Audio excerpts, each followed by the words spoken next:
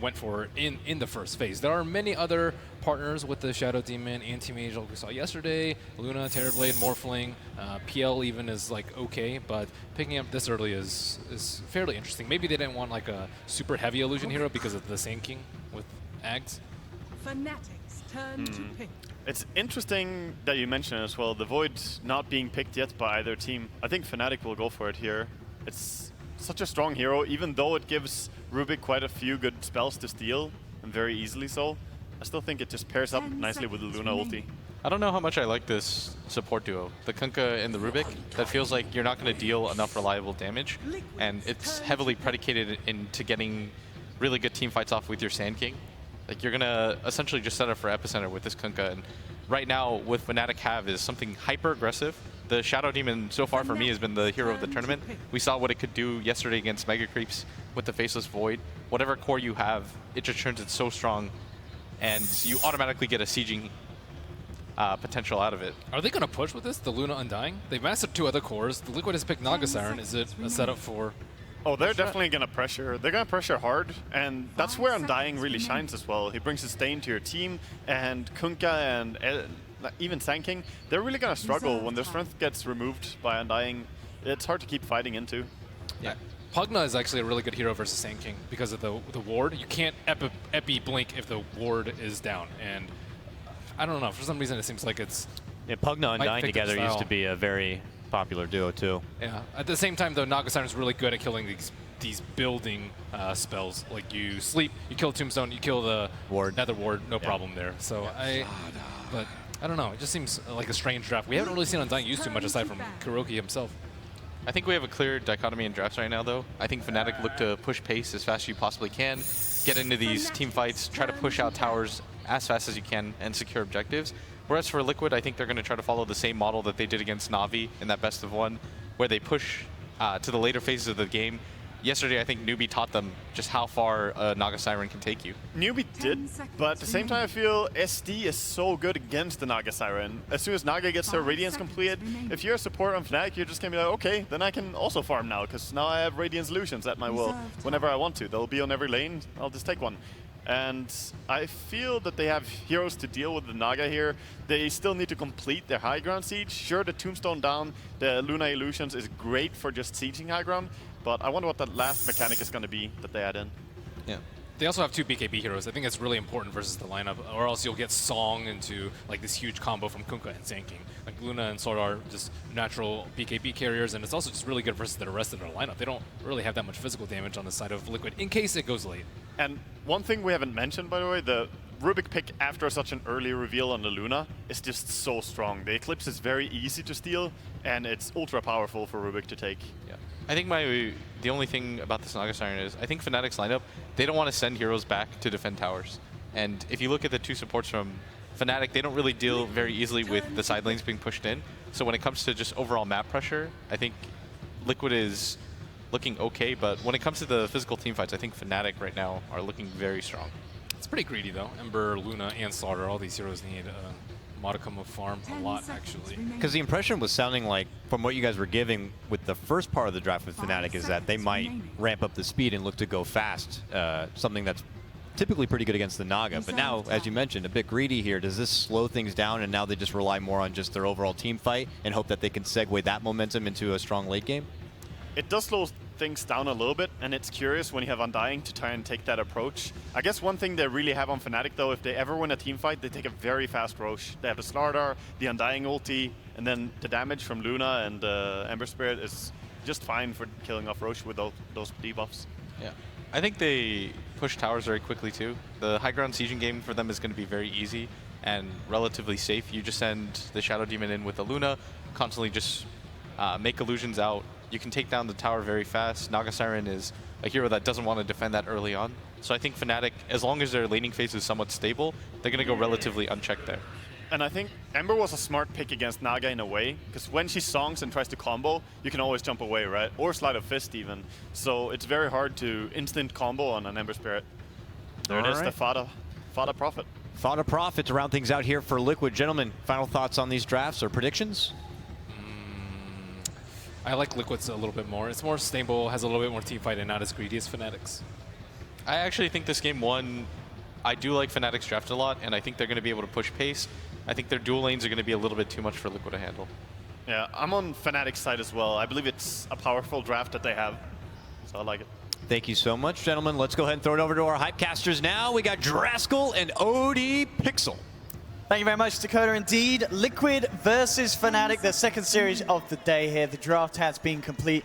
And Andy, what do you reckon? I mean, obviously coming into this matchup, we heard from the first panel saying that Liquid, they were the stronger side, but the draft, they like Fnatic's. I mean, it was 1 for 2, right? Fnatic in favor on the panel, so I'm going to make things even. I'm going to say I'm liking Liquid a little bit more. We saw the potency of the Kunkka Sand King offlane yesterday when they were playing against Newbie, and I think they're going to have a repeat success here. Overall, I mean, again, just to pinpoint some of the player-hero combinations we've got from both teams, especially when you look at Liquid, this is Liquid all over. They're absolutely in their comfort zone. And then Fnatic, with this combo here, the ST Luna that we've seen, it seems, more times than not being banned out, being taken away from teams. As soon as an ST's been picked up, the Luna's been banned. They get it through the draft this time. The question is it really as strong as a lot of teams seem to value? I think it's just because of the early 5-man potential that it gives you. So you have a lot of flexibility. You can go for tower pushes early, or you can decide to take it super late with the Shadow Demon illusions. And high ground siege is always going to be great when you have those bouncing glaives in the tower and whatnot. It does become a bit overwhelming at some point. But Liquid, they have a tremendous amount of wave clear with the Sand King, the Naga Siren, Death Prophet, even Kunkka. We saw Kuro get completely out of control in terms of farm the other day on that hero as well.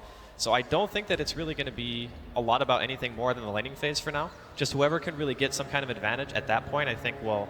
They both have the potential to kind of snowball the game in some way. Absolutely. And talking about the way that Liquid's got this lineup around the Naga, we obviously saw the other day when Liquid went up against Newbie, and in a game where they were ahead, but there was a Naga on the other side, it just got to the point where the Naga was so fat, it just won the game. Is that going to be the case for Fnatic here? If they don't manage to get an edge at the start and they do fall behind, the Naga gets the farm, how much of an issue is that going to be for them? I mean, Naga's always going to be a huge problem if you let it get too much, because there comes a point where, you know, the Ember Spirit can deal with illusions to a varying degree, but the problem is it's just one illusion. It's not a bunch stacked up on top of each other. Matuma Man's going to send like one to the lane, one to middle lane, one to bottom lane, or to the jungle, or wherever, and it's just going to be pushing multiple things at the same time. Now, there's no Shadow Demon on the side of Team Liquid, so it's not going to be pretty much the exact same, but more or less, it will become an issue. And even, like, let's just ignore the Naga Siren for a second. And they have Epicenter, they have the Death Prophet, obviously with Exorcism. They have Boat to protect the Death Prophet as well. That's one thing that the panelists didn't touch on too much, is a lot of times you want to save hero when you have DP, and the Kunkka plus Death Prophet does give her that innate damage reduction, which I think is going to be very important for these team fights. So I think that they have ways to take objectives, their lanes are still strong, they have good late game, and the Naga Siren is something that's going to just passively pressure Fnatic as the game goes on. What do you think about the choice from Fnatic to obviously kind of end the draft with the Ember Spirit? You know, as the panel was saying, they had this very strong kind of this push-orientated mid-game, you know, able to get active earlier on. And then is it the fact that they see the Naga, they're a little bit worried that maybe everything's not to go exactly to plan, and they've then got the Ember to fall back on if it goes late, and they need something for anti-push? Well, Ember is definitely one of the best anti-push heroes. Not to mention, you know, you're going to have Shadow Demon plus Luna illusions. That's why I'm putting a lot of emphasis on this early game, because whoever gets ahead is going to have a lane equilibrium advantage. They're going to start pushing out. They're going to take objectives, and it becomes very difficult from, I think, both of these teams to play from behind. And also, one other key point to take note of is Ohio's blink timing. Like, whenever you see blink offlane heroes, it's always very crucial whenever they get their items, so that, you know, Fnatic especially can start getting those kills and taking objectives. And talking about Ohio up on this top lane against obviously just the dual lane of Liquid, the fact that Liquid are once again running this 2-1-2 formation that they seem to be doing with the majority of the time now in TI. Do you imagine Ohio is going to get a decent amount of farm up top, or is Matuma Man on the Naga and obviously the backup from Jerax's Rubik going to be much of an issue for him? He's not really going to care too much. Slardar has 5 base armor, and he brought a ton of regen to that lane. He started with 2 sets of tangos and a salve plus a stout shield, so I think he'll be more than okay here. In regards to how much the Sand King is going to get, it's kind of depending right now, because Fnatic, they're doing the full defensive tri-lane. So DJ and 343 are both down here. They're committing a lot to making sure that Mind Control doesn't quite get off to that start that we've seen him have the other day. And in that sense, to a point that you can expect that Mind Control might back up into the jungle, start to get some stacks up and look to get the timing there for the blink relatively soon, or do you think he will try and stay and remain in this lane against Fnatic's tri-lane? Well, he kind of has to stick around and get experience somewhere, because he started with Caustic at level 1, so if you don't have something to actually be able to farm the jungle with, then obviously you can't go there just yet, and not even having stun means he can't roam either, so he needs to find something, and that's probably just going to be soaking whatever he can. We can see Liquid there looking for the rune. KuroKy tries to get in, but DJ snags it from him. So Oh, he's stuck. Oh, okay. I mean, they're actually ignoring mind control. They know that he hasn't got Burrow Strike or such to get out. They want to try for the easier kill, KuroKy, but he walks it off. Fada's actually turned up as well. We'll see if Liquid are able to get a bite. Looks like Kuro was thinking about maybe throwing out a torrent, but they don't quite have the damage control. Mind control still trying to get back to the lane, but the two of them stand there making sure that he can't. And of course, whilst all this is happening, this is just lots of space for the Luna. You know, down on the bottom lane, Mushi, he's getting all the space that he needs at this start.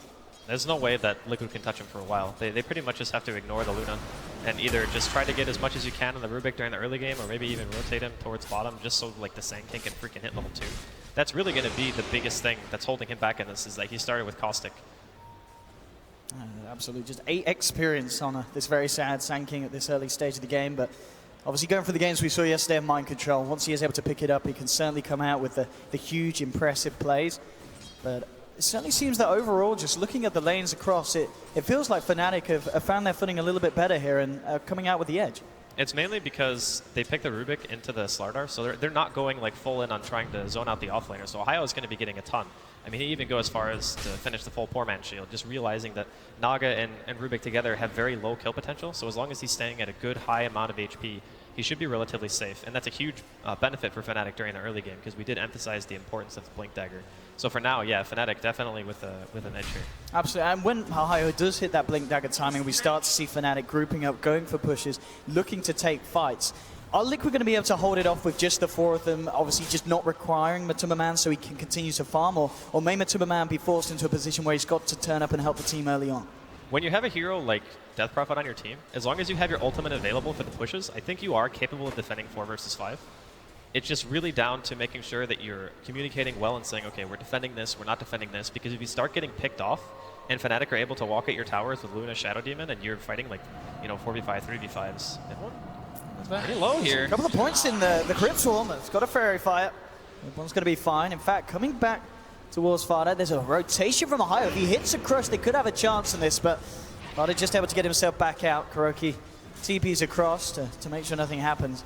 Ohio with a bit of a big movement, but at the same time, it was a good movement from Ohio in the sense that Liquid actually had 4 heroes up top looking for a kill on him. So it was a good job that he managed to avoid that movement. Well, he did have a ward, so. Yeah, he was ready for it. The other thing to note here, too, is Matuma Man has actually made the transition towards jungle. He realizes that Mind Control has had a really, really bad early game. They're going to go on Ohio here, but not nearly enough damage to kill. He's sticking around for a while. I mean, we're seeing it with this ball map. Ohio barely taking any damage. The Fade Bolt will burst him down a little bit, but he's fine. And in fact, well, 3-4-3 nearly finishing off Mind Control. Telekinesis for Jerax holds back the Undying. He's got another Decay, but already Mind Control with the Salva. He's going to be fine. And well, at the moment, Mind Control's going to look to get some farm from the lane, but Timberman's actually headed over to the jungle. Just to avoid the fact that Fnatic do have these 2 heroes up top. Doesn't want to get himself caught out. But still, as we can see, CS across the board, 37 for 11. Mushi leading at the moment. The mid lane matchup very close between mid 1 and Fada. 24 for 6, 23 for 9. And you would more than less expect this, once you get a couple more points into Flame Guard. Mid 1 actually opted for the 3rd point in the Searing Chains. It does give you a huge damage bonus going from 2 to 3, but it does mean that he'll be taking a little bit more damage from the harassment of Fada, so he needs to be a little bit careful. But yeah, Liquid's still a little bit behind. They do have a Naga Siren though, so most of the time if you're, if you CS behind laning phase, as long as you're not giving away like any big kills, it should still be manageable. And of course, with the fact that Mind Control's now at top as well, it's going to make it a little harder for Ohio to farm against the Caustic finale of the Sand King. Ohio just slithering across, keeping eyes onto Jerax, taking what they can from the side pool.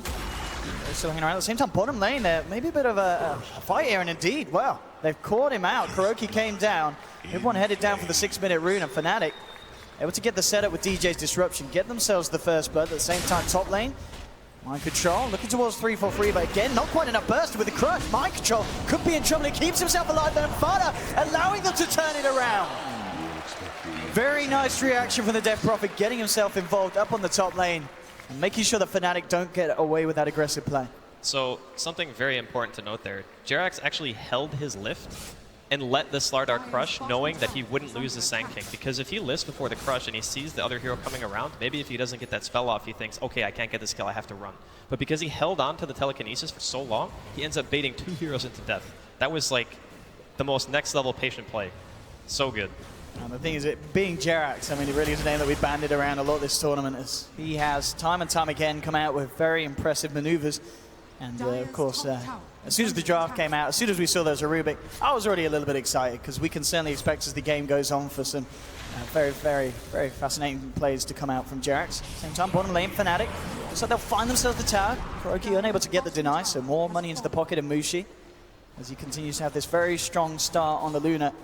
And it's going to be interesting to just see how Fnatic are able to utilize this, and how Liquid are able to respond. Top, not able to get the crush onto Matuma. And level 7, of course, he's already got the song, so it's going to be a hard kill if Fnatic do try and go for it, especially with the fact that they have an Undying there, but not enough lockdown, really, to take down a Naga. And there'll always be TP reactions coming in from Liquid, we can expect, if anyone dives the tower on Matuma. But Matuma indeed at the lead. Middle lane. Oh, indeed, Fada versus Mid One. Mid One, can he play his way around this with Mushi's presence? It looks like they can, and Searing Chains, they'll do it. Fnatic, again here, finding some action on the mid lane from a very active Luna. I mean, this is Mushi TPing over to help out at 8 minutes in, and it allows them to get the job done. I mean, they had vision and they knew that the Ember was maxing Searing Chains. So when you go that build, you really want to try to punish. And that's something, too, that's really cool about how Fnatic are playing this. They recognize that Death Prophet is a hero that needs to be ganked. And Ember is really good at setting up for kills, even with unconventional ganking, like safe laners, for example, like a Luna teleporting in. Bottom, mind control, Burrow strike into KuroKy's Torrent, but the disruption coming out just in time for DJ, and he's going to go for the straight TP out. He's forgot about the Xbox, though. It's not going to work, and DJ was looking for the plays. It's not going to happen, as just a bit of a misread there of Kunkka's skill set. That was a nice attempt there from DJ. He did pretty much everything he could in that situation to try to live. And top there at Jerax is just like, he needs a team right now. He does, Fnatic, diving past tier 1s, and the team is certainly on its way, but at the same time, Fnatic got the numbers in the ult. Coming out from Mushi, burst down 1. They'll jump forward, look at the Jerax, and they'll get it as well, and Fnatic diving tier 1s at this stage of the game, taking down that high-value kill on Matuma and getting a Jerax Rubik as well to boot. Certainly worth it. At the same time, Fada looks to finish off the tier 1 mid with the Exorcism. Mushi's come in, see if he's able to get the deny or such. He doesn't have his ult anymore, so. Easy CS for Mushi. Takes it away from Fada. Fnatic are playing very well in this early game. The rotations are on point. You know, Ohio's obviously had a pretty good start, and we mentioned how big of a difference there was between Ohio and the Sand King offlaner. You want to talk about how good Cossack Finale is? Mind Control's actually ahead of him right now in net worth. That's like ridiculous. The guy was level 1 for like 4 minutes. Yeah, 3 minutes in, I think he had 8 XP. At the same time, bottom, the Xbox into Torrent, set up onto DJ, Burrow strike onto 2 with the Tiebreaker. It's not enough damage, but the Epicenter, that certainly will help out. Again, DJ putting himself in the ball, keeps himself alive, 3-4-3, gets the 2-man decay off, Ohio over the crush, but Fada, he's turned up as well, and Liquid, they're looking to move in. Mind Control's got to be careful. In fact, he's going to go down to the poison of DJ. Liquid losing 1. Fnatic still hanging around as the Amplify onto Fada. Mushi trying to close the gap. The Torrent holds back Fnatic though. Fada turning around with the Siphon. He's going to get a Ohio. He'll still go down. But at least he managed to bring something with him there. But overall still, Fnatic 2 for 1. And Mushi has just been so active. He's been up, down the map. And keeping himself at the top of the net worth. This is exactly how they need to be utilizing this Luna. He realizes how important the early game is for both teams, and making sure that you're using those ghosts and not getting an objective. You know, he dies for that. Even if you're trading your offlaner, I think it's still fine. Like Fnatic are more than happy to make that exchange any day of the week. The only thing that they're losing out on right now is just the importance of towers. So obviously Fnatic took the tier 1 in the offlane, which is okay. Is mid 1 here looking for some kind of pressure. Yeah, he's got a remnant out. So he's okay. Well, not if he's silenced. In fact, that may have... he's okay, he's okay. Yeah, he's good. It's only level 1 silence, so it doesn't last nearly long enough. Burrow strike already used. And he wants to be careful, of course, at this point in the game. Mid 1, just 200 gold away from the boosted travel recipe. Fnatic, ready to look for some more action. Smoked up, ready to go. Mushi's just going to be left up on the top lane to keep the pressure on. He has got Eclipse at the ready if Liquid come in for a defense. And that may be the plan for Fnatic, because they could look to head up top and see if anyone jumps on Luna. At the same time, a lovely pick for them would be finding Matuma in the jungle. Let's see how Matuma reads the situation, and indeed, well, he's cleared the camp, so heads away. So they won't be able to find the Naga Siren, but at the least just making space and keeping this top half of the map clear for Mushi to find another tower. Liquid themselves are smoked up. The only one left towards mid is mid one. It's going to be hard for them to get a jump, especially with Jarex now revealing himself, so mid one unlikely to put himself in danger. At the same time, this wraparound from Fnatic could work out if they clip onto Liquid, but again, Liquid themselves, they'll back away. No one's going to find the latch here, and there won't be anyone dying today. Just the top tower falling as Mushi continues to get more and more space on his Luna. Now, Fnatic knew that middle was a bait for sure, seeing Jarex mid. Like, there's no way Rubik just solo farming past the river when everyone else on the map is just gone. So they want to try to take an engagement, just recognizing their strength. They have an Undying on their team. He's got 2 points into Tombstone and Decay with the ulti available. So they just want to try to fight. Liquid really trying to make something happen down here. They're coming into the jungle. In terms of getting a setup, they're pretty much relying on the torrent from Kuroki at the long distance at the moment. Mushi, he's down here as well. In fact, Fnatic, they'd be happy to fight. They have Eclipse. Both teams just toying with each other here on the edge of vision. Mid one, if you can get a change to latch off to begin, and he does onto Kuroki. The torrent is being played with. Liquid, they're not going to commit to this song. Do they want to fight into this Liquid? No, they're getting themselves out. So they will just use the song and disengage. Liquid just starting to play it safe, but Kuroki, oh, his TP was a little bit too long. He will be left behind. So Fnatic are still able to find something. More money into the bank of the Ember Spirit. And as we can see, this is certainly a very, very strong start for Fnatic as well, which is interesting to note as well. If we look back to the series yesterday, Liquid versus Newbie, every game, every early game, every laning stage was going the way of Liquid, but we're seeing today that Fnatic, they're just able to top them with their heroes. A lot of the time, it's just because Fnatic were outnumbering the Liquid heroes. So the Sand King and the Kunkka, we saw it in a 2v2, not a 2v3. That's when they were playing against Newbie, and obviously it's much easier to win that lane in that series for Liquid than it is here. Jarex, he's been spotted out by the ward, and indeed Fnatic, they're going to close right back across the map, but he's got the remnants, he's good. Jarex, just teasing them there. What a spell actually to have as Rubik. That's actually so useful. It's in this game, you can die at like the drop of a hat. You get crushed or caught by the Ember Spirit, and you're normally just dead. So having that spell allows him to play a much more aggressive fashion and maybe not give away as many kills as long as he has it. I guess it's great for getting wards out as well. Just as long as you've got one to back up to, you just walk over. As soon as you're in trouble, you're out. We have one dangerously close to Kuroki. It looks to set this up. Remnant onto Remnant action here. The torrent is going to catch. They got the lockdown. Mind control's coming in, but the disruption is going to keep him alive. He comes back out the boat across. Mushi falling low. The Eclipse has been enough to kill Mind Control. They've got to keep Mushi alive. Oh, he stole so Eclipse. Rip, can he get himself out the torrent? Oh, doesn't matter because the Crypt Swarm from Fada finishes him off. 1-for-1, but Demonic Purge with DJ. They'll close back in onto Kuroki. Fnatic making it 2-for-1. Looking to come in onto Fada. The chains are there. 3-4-3 closing in as well. They'll take down another 3-for-1 trade. Again favoring Fnatic. Obviously unfavorable for them in the fact that they lose Mushi, but still the numbers greatly favoring them here in these fights. From 10-for-5, 15 minutes in, keeping a very strong lead. Fnatic are doing such a good job at pressuring while they realize that Mind Control still does not have Blink Dagger. And he misplayed that fight pretty badly. He goes to stun in while the Eclipse is still channeling. And keep in mind, he doesn't have any points in a Sandstorm. This is just total normal Sand King build nowadays. And he tried to epi after the burrow, but he was standing right next to an eclipsing Luna, which obviously is not going to end very well for you. So he was unable to really utilize his ultimate in that situation, and the rest of the team fight from that point on is just a little bit too chaotic for Liquid to recover from. And obviously they didn't have Song again, so Matuma didn't want to come to the fight knowing that he wouldn't be able to save anyway. So Fnatic again, very nice opening, punishing Liquid very hard. And the Bulls certainly going to start rolling even harder in favor of Fnatic with the Blink nearly done on Ohio, sitting about 1900 gold, so just around the corner for Slardar. And then these fights are going to get even riskier for Liquid. As we saw though, Matuma, he's just about got the money for the Relic, and Curry's already in position, so he'll have that first hurdle tackled. But still, of course, Liquid needing a bit more time for the full Radiance to come out, for them to have a bit of a better shot in these fights. Flies on towards the bottom lane. Liquid getting in position. Mind control to set up as Jared's closing the gap. Oh, he's got the stolen eclipse. Of course he has, but it's not enough damage though. Maybe 343's in trouble. Jumping from Io, two-man cross. They're gonna get Jared. Potentially he's trying to get himself away from the zombies, but they finish him. Butter with the ult. They'll take 343. Can they get themselves anything else though, Liquid? You see DJ already coming in, fending them off. The zombies though, causing so many issues for the Ohio. Jumps in again. They'll get mind control. Amplifies out. Butter trying to get himself away with the TB and just about makes it, but Kuroki looks like he's not going to be as lucky as Mushi. Ohio and DJ surround him in the tree line, find a third, and Fnatic once again with their fights here, just punishing Liquid so heavily.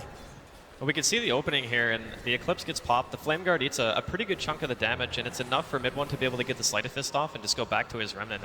And a nice two-man crush here coming in from Ohio. The big thing is the Torrents here, they both kind of just whiff. The second one I think that Kuro throws out also doesn't make contact, so that's also a fairly big deal. Didn't get the X full combo off. Zombies. Mind control, yeah. He's amped up, so you can't Sandstorm at that point. You're just going to get chased down. And Fnatic have pretty much already won this engagement. I mean, Fado was very lucky to get away with his life there. Yeah. If he'd gone down as well, that would have been even more of an insane win for Fnatic at that bottom lane. Yours is now done on Fado, so he'll be a little bit more elusive to take down in these fights. And Matuma Man, of course, just keeping himself out of harm's way. He's only been taken down the once this game. And as we can see, just 1k behind the two leaders of Fnatic, Mushi and Mid1, which, considering the amount of action that's happening, is pretty impressive for this pre-Radiance Naga. And you will have that done very, very shortly. And then, of course, we're going to get to that point where the question is just asked, have Fnatic done enough to slow down the progression of Liquid's Naga Siren lineup? I think for now they've done plenty, especially since Mushi's going for the quick BKB. Like, he wants the BKB to be able to force objectives. You know, once a Naga Siren gets the Radiance, the one problem of their lineup on Fnatic is that they don't really have good sustain, so you want BKB to be able to fight around objectives and just get the full map away from Liquid as fast as you can. Because that makes the Naga Siren's job a heck of a lot harder, because then you have to push the waves much, much further. And it obviously allows you to farm the map in a much more effective fashion. But smoke here from Liquid. So what they can do, they still have a little bit of time before Fada has the Exorcism back online. So fighting without the Ghost. See if they can get the wraparound. They get a ward down. They will be able to tackle Fnatic from the side on from this angle. 3-4-3, maybe they want to front it, and indeed they will jump immediately onto a die. The defensive disruption is now Ohio with the crush onto 3 on the back line as 3-4-3 still gets hit by the point, but he's keeping himself alive. It finally goes down. So Liquid will get the pick. Mushi, though, comes in with the BKB and the Eclipse, trying to chase down Kuroki. One more Lucid Beam and a couple of zombies to the backside. They'll do it. Mid-1 comes in, cuts down mind control. They've taken themselves to Ohio. Wants to continue the fight going. Gets the jump onto Fada. Amplifies out. One yours holding back Mid-1, and there's the song from Matuma Man just in time. It's going to allow Fada and Jarrett to get themselves out. Matuma Man's TP still on cooldown though. Matuma Man may have paid with his life there. Ohio indeed jumps in, catches him out. Matuma Man may have saved 2, but at the cost of his own life. That's actually not worth it at all for him. Like, he needs to be the one who's not dying in this game. Even if, you know, Liquid are losing these 4v5 engagements when Fnatic are throwing in all of their ultimates and stuff, it's kind of expected to a certain degree. It's just the Naga needs another item or two before she's really going to start to come online. And those deaths, even after you've already lost a team fight, make it even worse. So Fnatic are just doing such a good job of controlling the pace of the game. The rotations from Mushi early on did so much work as well. And with the way that the game's going in terms of pace for Fnatic, do you imagine we could see Fnatic, obviously with the Luna, with the Amplifier from Ohio Slaughter, maybe even looking for Roshan anytime soon, or is it still very risky against Liquid's lineup with the Epi, with the Ghost? Oh, I mean, they've got so much control around the pit. Yeah, Roshan against Liquid is terrifying. If they have their ultimates available, I don't think you can do it. You need to take a fight first. And that's another reason, you know, why the BKB is so important. Obviously, Mushi wants to avoid all that magical damage, and if you have BKB, it means that you can actually push in the tier 2s, because you don't want Liquid being able to react very fast. You either want to take a team fight and win and then maybe go Roche, or take an objective, maybe Liquid split up the farm, and Ohio here. Yeah, he's got eyes on Matuma Man. They're trying to bring in the rest of the team at Matuma Man. He thinks he's safe. He's not going to suspect the fact that Ohio's got this Invis rune. If he gets the jump on, could be in so much trouble. Ohio's still trying to close around behind the tier 2s. He knows that Matuma Man's going to be going for this camp, and indeed he'll get the jump into the crush. Needs a bit of follow-up control. Then Matuma Man's starting to walk away. And he will be able to get himself just out of harm's way. At the same time, Liquid, they may look to fight back here. Coming around, but Kuroki, he's caught on the front lines of this one, and the Kunka's down. Now, jumping in mind control, gets the Gyro Strike onto one, silence from Fado onto two. DJ falling low, but he's not going to quite fall down. And Mushi manning up with the BKB. Mind control to full. Remnant 4 from mid one. He's looking for more. Chase onto Fado and Jarex. Fado uses himself out, but Jarex is out. Fado out as well. A triple kill for mid one. And Fnatic absolutely crushing Liquid in the first 20 or so minutes of this game. This Ember Spirit pick is doing a tremendous amount of work for them. Like, he's been so active, been involved in 15 out of the 20 kills for his team. He's just been everywhere he needs to be, being able to chase down these extra heroes. And once a Slardar had Blink Dagger like Ohio, he can just chase down anyone. Having the amplified damage means that Sand King can't really escape. That's one thing about the hero that makes him very good, is we haven't really seen as much Slardar on the main stage as we did during the group stage. So when people aren't picking that hero, there's nothing really that can chase down a Sand King. He just always is able to reinitiate, very similar to what a Slardar does in a fight. But Mind Control just keeps getting caught out. He's pretty much getting hunted by these heroes, and there's nothing he can really do about it. Blessings upon a loyal warrior. You can see now as well, the way that the game is going, DJ, he's picked up a gem, and how much does map control mean for Fnatic in any game like this against Liquid? Oh, it's everything. I mean, map control is amazingly important no matter what lineup you are, but especially when you're playing against a Naga. If you can keep all the lanes pushed in against a Naga, you've pretty much won, because that's how Naga wants to play the game. She doesn't necessarily want to take straight up fights. One's got a DD. This could get painful. And Fada comes too close. You can see Ohio already looking for the backliners. Gets a latch onto Jarex, hits a bash, and in they go. A quick slipe from mid one and another kill onto this Ember Spirit's tally. Mid one at the moment, 907. 12k net worth.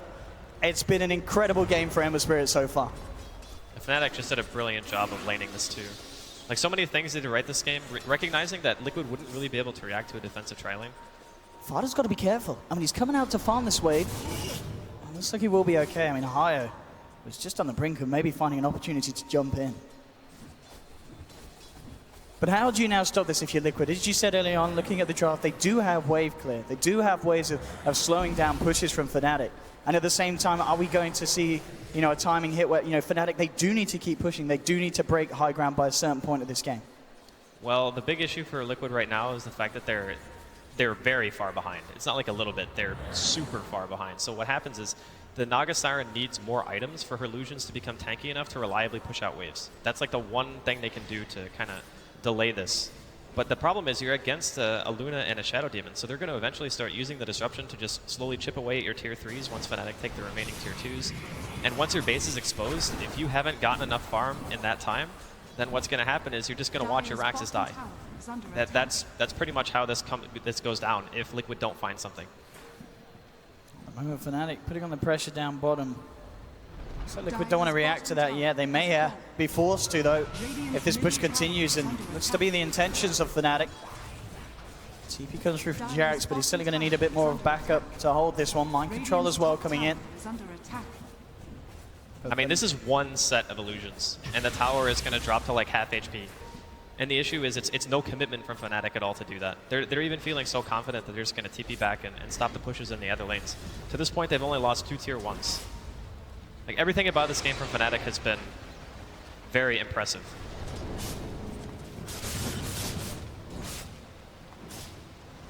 Are we expect to see any other big item pickups soon from Fnatic before they may go for a high ground push? Do they feel comfortable that they can sit back and continue to farm and wait for something else? A BKB and Slardar would be pretty big. It's not like he's super far off right now. He's already got the Ogre Club and 1,500 gold, so Ohio may be looking for that before they want to try to go for the base push. And obviously getting Roshan is going to be something that they're thinking about too. But it's still kind of dangerous, because all it takes is one well-placed song and somebody can steal the Aegis if you're not ready, if you just try to sneak it, and if you take a team fight. Since at this point there's only one BKB actually finished, Epicenter can still turn it. So they're respecting Liquid a lot here, not going for the risky play, just going for the safe stuff and making sure they're getting their core items before they go for an objective. So Fnatic continue to look for these objectives. Tier 2, it's in their eyes at the moment. We can see a sweep round from the rest of the team to cut off any kind of entrance that Liquid will want to make into their jungle. So Fnatic will be able to find this one. At the same time, Liquid are down here. They've got the pre-wave push round to tier 2. It looks like themselves, they don't want to come out and try and pressure this one as of yet. So Fnatic get a tower and they'll lose nothing in trade. I think Fnatic just want to make sure that they're not giving anything to Liquid here. Like, taking the tier 2 is great, but taking the tier 2 and defending your own tier 2 is even better. So I think they most likely just try to stop Liquid here in the bottom lane. It's about 700 gold before Ohio has his BKB complete. Mid1 will certainly be able to think about picking up his next damage item. He's actually picking up a Mithril Hammer. So what is the build from Mid1? Not going for that crit next. It might be a Deso, I guess. It's To not, help with the push? It's not like completely unheard of. And it's also good for Roshing if you already have a Slardar ramp on your team. You don't feel he feels the need to get a BKB himself this game? That could also be BKB, yeah. BKB probably is better, honestly. It's just very, I guess he buys that first because it's the more expensive item and he still wants to be able to save money for buyback, so yeah, it makes sense, probably BKB. Mushi going to get a nice little boost of power to the ult. Level 16 now, a hit on the Luna. So we could see some kind of a push coming out. And the bottom lane, Liquid did come out a little bit, just hiding in the tree line, like Jerax and Kuroki. Unlikely to want to make a play on their own unless one of the squishies comes out on Fnatic.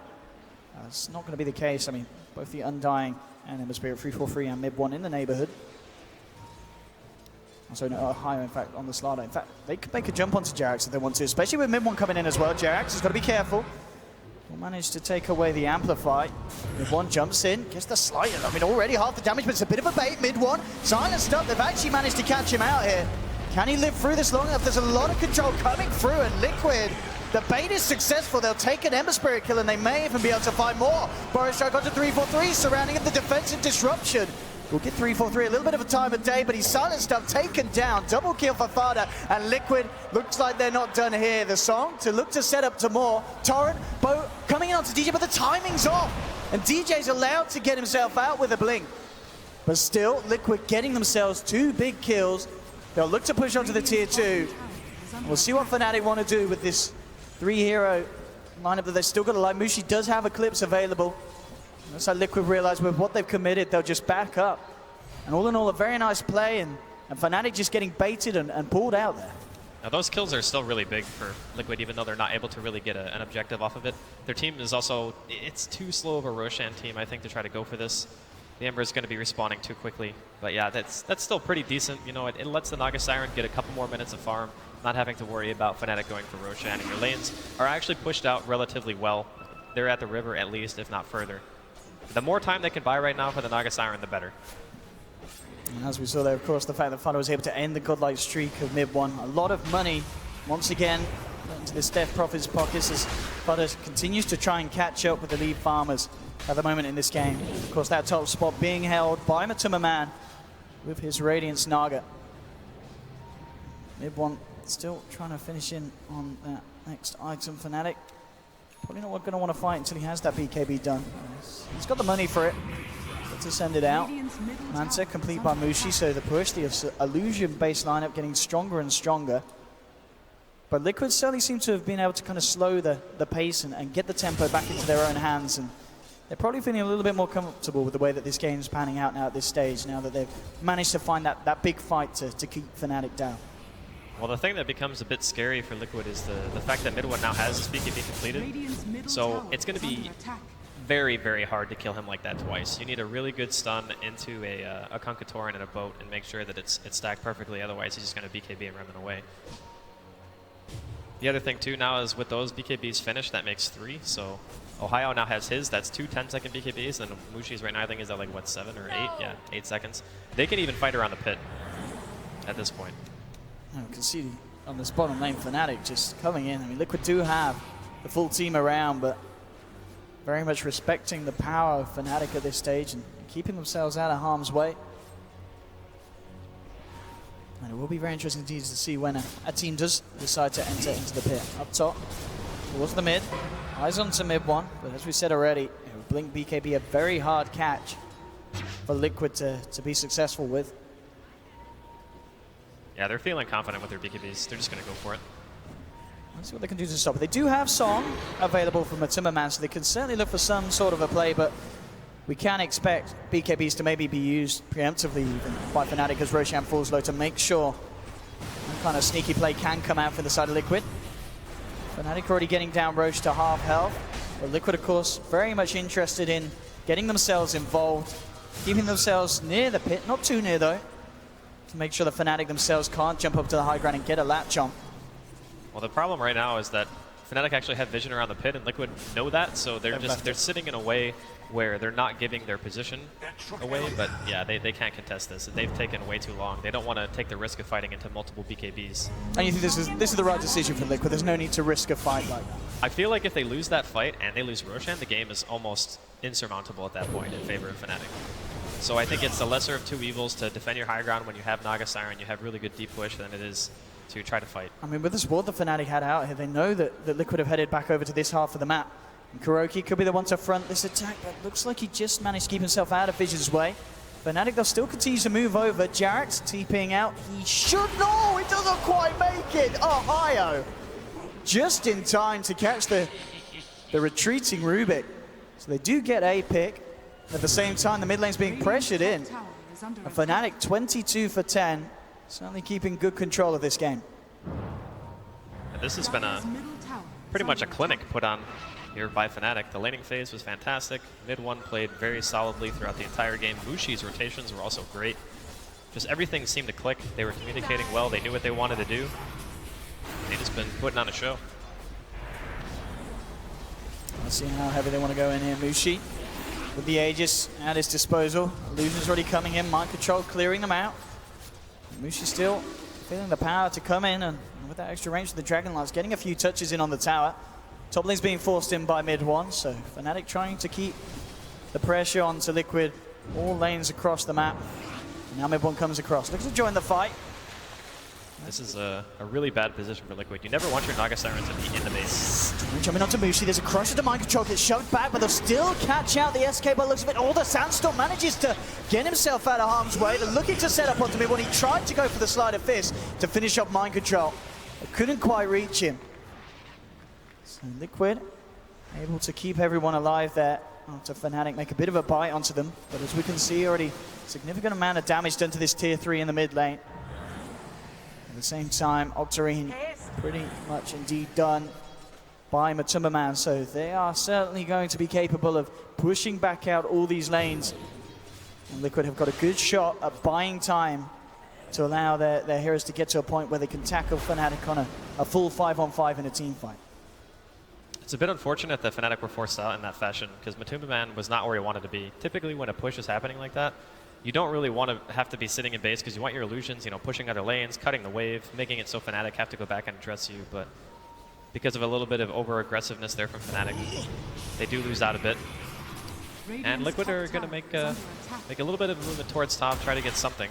Offlane tier 1, it's not the most useful tower in the world, but at least it's some gold going their way. And again, as we can see from Fnatic, Tron looking for a sweep through the jungle of Liquid. Matuma Man's already out of there though, and as they will see, of course, Fnatic, they know that Liquid are putting 4 heroes to the test up top, pushing down that top lane. TP's back out though, so looks like Liquid don't want to try and commit for a tier 2 push. They know that they are going to be required back at the base when Fnatic wants to go in again, and at the moment it's just spamming the illusions out. It's been doing the job so far, and it's going to bring that tier 3 very close to going down. I mean, Fnatic can sit outside of their base and pretty much do this all day, assuming the heroes have health. Like Mushi just, he obviously has the Aegis, but if the illusions are low on HP, they die too fast. Again, getting the crush on mind control, but as we can see, Kuroki just allowing mind control to jump out, clear the wave, and be pulled back. Tark, he's going to catch on the Mushi, but mid one actually jumps in. What's he doing? He's been caught out. Mid one, not in the position that he needed to be.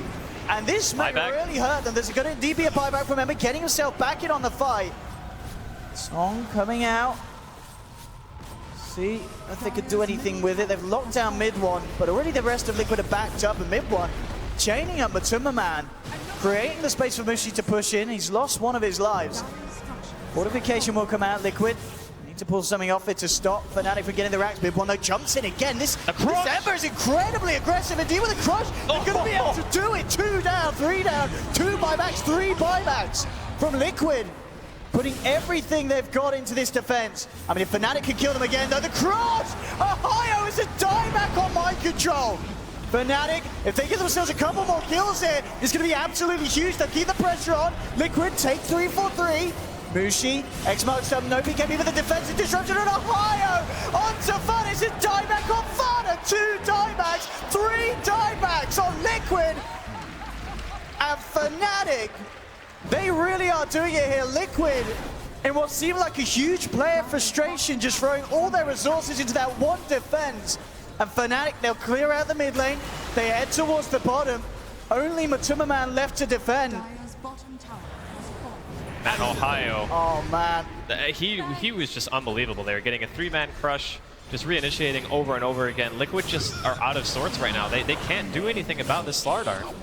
And even Mid1 not popping his BKB when he went in the first time, you could have even said that was somewhat of a bait because he can buy back right away. He already has Remnant out anyway, so he can just be back in the fight at the drop of a hat. And that's a double set of racks for Fnatic. Liquid yet to have an answer for any of the aggression that they've been shown this game. And Mushi, Satanic done as well. He's still got 3k gold on top of picking that Satanic up. This game has gone to absolute pop for Liquid, and Mid1 jumping in onto Jarek's to mind control. Jarek's is gone. Liquid still holding in. But the question is for how long is Fnatic looking to finish off the final set of racks on this top lane. Liquid will have a full team back up fairly shortly. And Fnatic will respect that. Backing away, backing up. I mean, they've got to feel very comfortable with the position that they've managed to get themselves into. 37 minutes in, 30-12. 2 full sets of racks taken from Liquid. Under attack. This is going to be a very hard game for Liquid to climb back into. Hard would be an understatement, I think. Honestly, that Shadow Demon has more net worth than the mid-death Prophet on Liquid. That's the state of affairs that we are in right now. He can just blink in with his BKB on, just cast Demonic Purge on somebody, Soul Catcher somebody else, and like most of the damage coming out from the side of Liquid is magical outside of just the Ghosts, really, and the auto attacks from the Naga Siren, so it's not really like he has to worry about anything else. BKB is actually incredibly strong this game in the sense that it kind of solves all your problems with just one purchase. Where if you look at what Fnatic has, it's much harder to itemize against their team because they have a good split of damage, whether it be physical or magical. So take Death Prophet, for example, a hero that he had to buy Eul's, BKB, and then Plate Mail to feel even a little bit safe. And even with those items, he still becomes very, very squishy if the Slardar gets an amp out because it's just minus 20 armor with one cast. Fnatic getting the wave push round, getting ready for that potential final push onto the high ground of Liquid's base.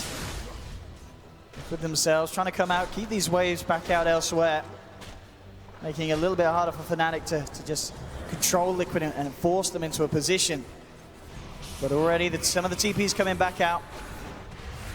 Fnatic, they have the wave at the ready. Ready to go for this push.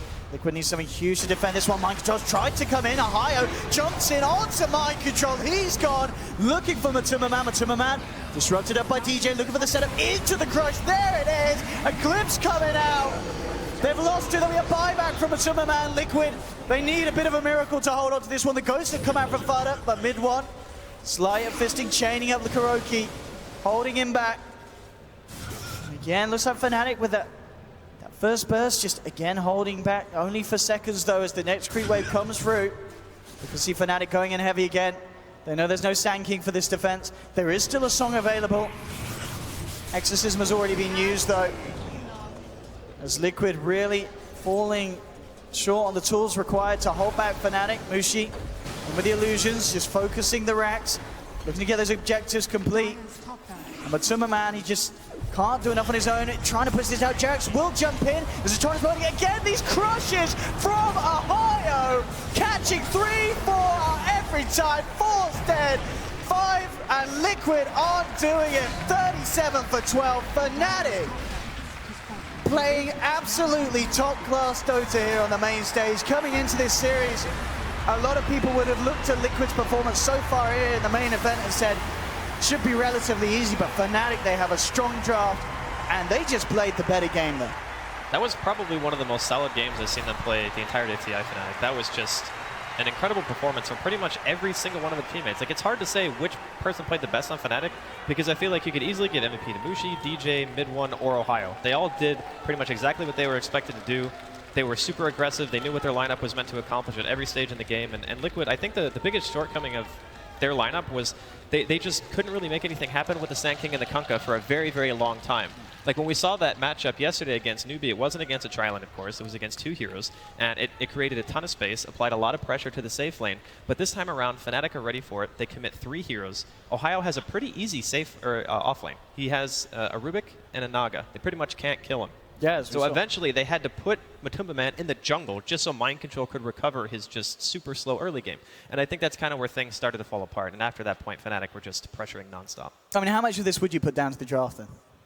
I think maybe there was a better way if, maybe Mind Control started with a Talon. If he knew that it was going to be like a defensive tri-lane, he might have been able to do a little bit more, get a faster blink and have some more impact. But because of the fact that he went level 1 Caustic and went into that lane where he could pretty much get nothing, that crippled him. For 4 or 5 minutes, he was just, more or less useless. And it's not really his fault. It's just the state of the game. So I think it's not necessarily the heroes themselves, but where they had to go and the skill and itemization choice that hurt him a lot. Absolutely. Well, obviously, with this way that Fnatic have come in, taking the first game, Liquid losing out, and maybe a bit of it down to a draft issue. We saw yesterday, Liquid had draft issues in Game 1 against Newbie, but then Kuro was really able to sort it out in Game 2 and Game 3. We'll see if that's going to be the case. We'll be able to bring the panel back in, though, to hear on your thoughts on just the incredible performance from Fnatic in Game 1. Yeah, fantastic performance. And as you rightly said, Owen, it's a question of whether Kuroki can correct the troops like he did yesterday. We'll see whether they can do that in Game 2. We'll come back to you then. Thank you very much for Game 1. Back on the panel. Charlie, what do you make of that? Really solid performance out of Fnatic. I honestly didn't expect it. But uncharacteristic draft out of Liquid, I would say. I haven't seen them pick those heroes, play that way since maybe the group stage where they started losing. I feel like they're trying to take from other teams that have been successful in this tournament, and it's not exactly their playstyle. It's not exactly what they're used to, and it's catching them off guard. Yeah, they're used to setting the minute. They've done that over the last few months, Cap, and we've gotten used to the fact that everyone's chasing their tail, and they're the ones that can adapt and change and alter things to other teams doing it. But now having to chase, it seems harder for them. Yeah, maybe. I think the last time that Liquid were really leading the meta might have been at Epicenter, where they managed to win that tournament, and people looked towards Liquid, started adapting their playstyle. Then before that and after that, I think in some ways people are looking towards OG. I think Charlie really, the word solid really encapsulates every